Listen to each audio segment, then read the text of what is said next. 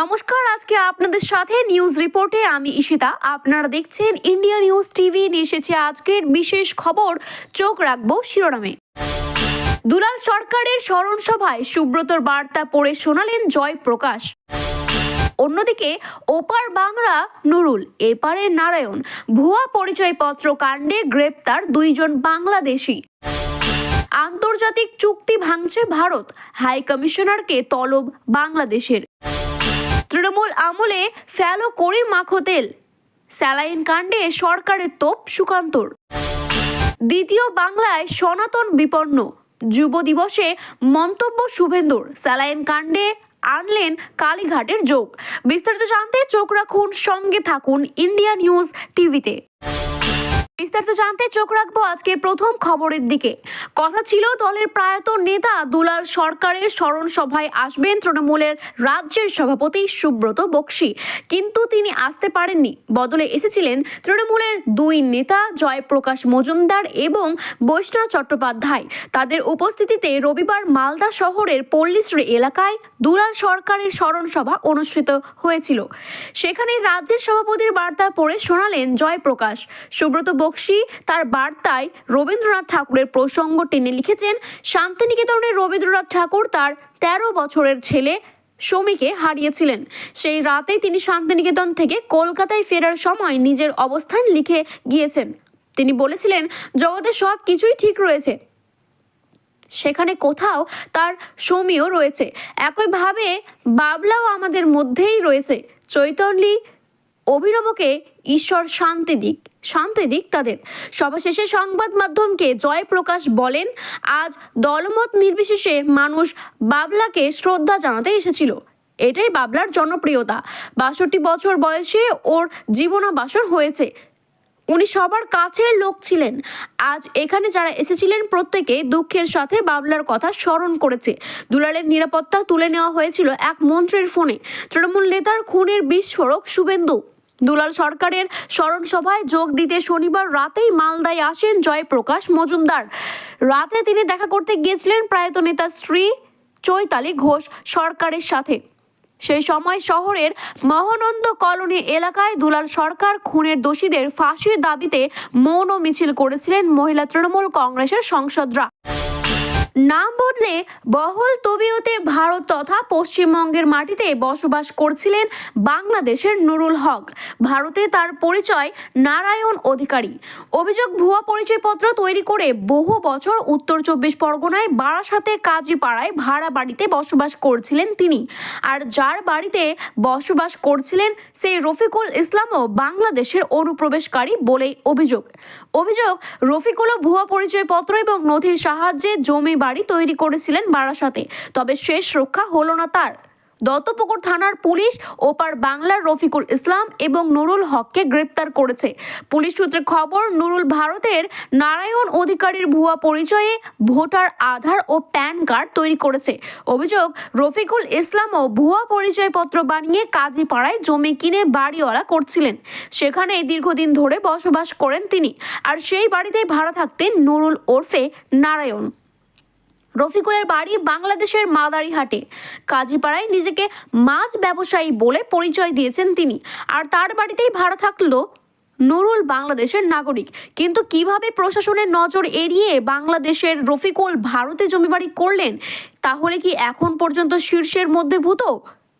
কারা তাদের বেআইনিভাবে কাজ করার সাহায্য করলো? এই চক্রের পিছনে মাথায় বা কারা, তাও জানার চেষ্টা করেছে তদন্তকারীরা। এই নিয়ে প্রশ্ন উঠেছে অনেকই। বহিরাগত মানুষদের কাছ থেকে দেশকে রক্ষা করার ক্ষেত্রে অনেক তদন্তই চলছে ইতিমধ্যেই। আন্তর্জাতিক সীমান্তে উত্তেজনার অবহে ভারতের হাই কমিশনারকে ডেকে পাঠালো বাংলাদেশের বিদেশ মন্ত্রক। মোহাম্মদ ইউনূসের অন্তর্বর্তী সরকার ঢাকায় কর্মরত ভারতীয় হাই কমিশনার প্রণয় বর্মাকে রবিবার দুপুরে ডেকে পাঠিয়েছিলেন তিনি। তার সাথে বাংলাদেশের বিদেশ সচিব জসিম উদ্দিন প্রায় 45 মিনিট কথা বলে জানান, সরকারিভাবে বৈঠকের সম্পর্কে বাংলাদেশ এখনও কোনো ধরনের তথ্যই প্রকাশ করেননি। বাংলাদেশে সংবাদ মাধ্যম পিটিআই জানিয়েছে, বৈঠকের দুই দেশের সীমান্তের কমপক্ষে 5টি জায়গায় কাঁটাতার বেড়া লাগানোর কথা নিজেদের অসন্তোষ বক্তব্য রেখেছে বাংলাদেশের আধিকারিকরা। তাদের মতে এইভাবে বেড়া তৈরি করে আন্তর্জাতিক চুক্তির শর্ত লঙ্ঘন করছে ভারত। জানা গিয়েছে স্থানীয় সময় দুপুর 3টে নাগাদ বাংলাদেশের বিদেশ মন্ত্রকের কার্যালয়ে প্রবেশ করে ভারতের হাই কমিশনার প্রায় 45 মিনিট আলোচনা চলার পর বেরিয়ে এসে সাংবাদিকদের সাথে কথা বলেন। তিনি বলেন, আন্তর্জাতিক সীমান্তে বেড়া দেওয়া নিয়ে ভারত এবং বাংলাদেশের মধ্যে বোঝাপড়া চলছে। বিএসএফ এবং বিজেপির মধ্যে এই প্রসঙ্গে যোগাযোগ আছে। আমি আশা করি দুই পক্ষের মধ্যে থাকা বোঝাপড়াকে কাজে লাগিয়ে আমরা একই সাথে সীমান্ত হওয়া অপরাধের বিরুদ্ধে লড়াই করতে পারবো। কাঁটাতারে বেড়া লাগানোর কেন্দ্র করে দুই দেশের মধ্যে উত্তেজনার পরিস্থিতি তৈরি হয়েছে বেশ কয়েকদিন ধরেই। এই দিন সকালে বাংলাদেশের স্বরাষ্ট্র মন্ত্রক উপদেষ্টা তথা অবসরপ্রাপ্ত সেনা কর্তা জাহাঙ্গীর আলম চৌধুরী বলেন, সীমান্তে বেড়া লাগানোর বিষয়ে বাংলাদেশ ভারতের প্রতিবাদ করেছে, আর তাই ভারত কাঁটাতারের বেড়া লাগানোর থেকে সরে আসছে। তার দাবি, এই পদক্ষেপের বিরোধিতায় সরব হয়েছে সীমান্তের আশেপাশে থাকা বাসিন্দারাও। সাংবাদিকদের স্বরাষ্ট্র উপদেষ্টা আরও জানিয়েছে, সীমান্তের এই উত্তেজনায় মূল কারণ অন্য। আগে সরকারের সময় ভারতের সঙ্গে বেশ কয়েকটি এমন চুক্তি হয়েছিল যেখানে বাংলাদেশের স্বার্থ রক্ষিত হয়নি। তবু বিজেপি এবং সাধারণ মানুষের প্রতিবাদে সীমান্তের বেড়া লাগানোর কাজ ভারত বন্ধ করতে হয়েছে। দুই দেশের সীমান্তে কি হবে তা নিয়ে ভারত এবং বাংলাদেশের মধ্যে 4টি মৌ চুক্তি স্বাক্ষরিত হয়েছে বলেই তাদের দাবি। তাদের মধ্যে 1975 সালে হওয়া একটি চুক্তিতে স্পষ্ট করে বলা হয়েছে, দুই দেশের মধ্যে থাকা জিরো লাইনে 150 মিটারের মধ্যে প্রতিরক্ষা ব্যবস্থা শক্তপোক্ত করতে কোনো পদক্ষেপ নেওয়া যাবে না। কোনো একটি চুক্তিতে বলা হয়েছে, সীমান্তে এই ধরনের কোনো উদ্যোগ কোনো দেশ একা একা নিতে পারবে না। অন্য দেশের সঙ্গে আলোচনা করার পরেই সিদ্ধান্ত নিতে হবে। কিন্তু ভারত সেই চুক্তি মানছে না বলেই দাবি করলো উপদেষ্টা। ভারত ইতিমধ্যেই 3271 কিলোমিটার জায়গায় কাঁটাতার বেড়া বসিয়ে দিয়েছেন। মাত্র 885 কিলোমিটার জায়গায় এখনও বেড়া বসানো হয়নি। অন্য একটি প্রসঙ্গে তার দাবি, হাসিনার ঠিকঠাক শর্ত মেনে চুক্তি করেননি বলে 2010 থেকে 2023 সালের মধ্যে ভারত এবং বাংলাদেশের মধ্যে আন্তর্জাতিক সীমান্তের উত্তেজনা বেড়েই চলেছে। এমন দাবি প্রকাশে আসা মাত্র কয়েক ঘন্টার মধ্যেই ঢাকায় কর্মরত ভারতের হাই কমিশনারকে ডেকে পাঠালো সরকার। মেয়াদ উত্তীর্ণ স্যালাইন কাণ্ডে এবার স্বাস্থ্য দফতরের বিরুদ্ধে দুর্নীতির অভিযোগ করলেন রাজ্যের বিজেপির সভাপতি সুকান্ত মজুমদার। তার মন্তব্য, তৃণমূল আমলে ফেলো করি মাখো তেল নীতিতেই চলছে স্বাস্থ্যের দফতর। এই প্রশংসা আর্জি করে চিকিৎসকের ধর্ষণ এবং খুনের ঘটনাও তিনি তুলে ধরেছেন। হাওড়া শহরে বিজেপির দলীয় কর্মসূচি এসে কথা বলেছেন সুকান্ত। উল্লেখ্য, নিষেধাজ্ঞা সত্ত্বেও উলুবেড়িয়া হাসপাতালে শনিবার বেলা পর্যন্ত পশ্চিমবঙ্গের ফার্মাসিউটিক্যালের নিষিদ্ধ স্যালাইন ব্যবহার করার অভিযোগ উঠেছে।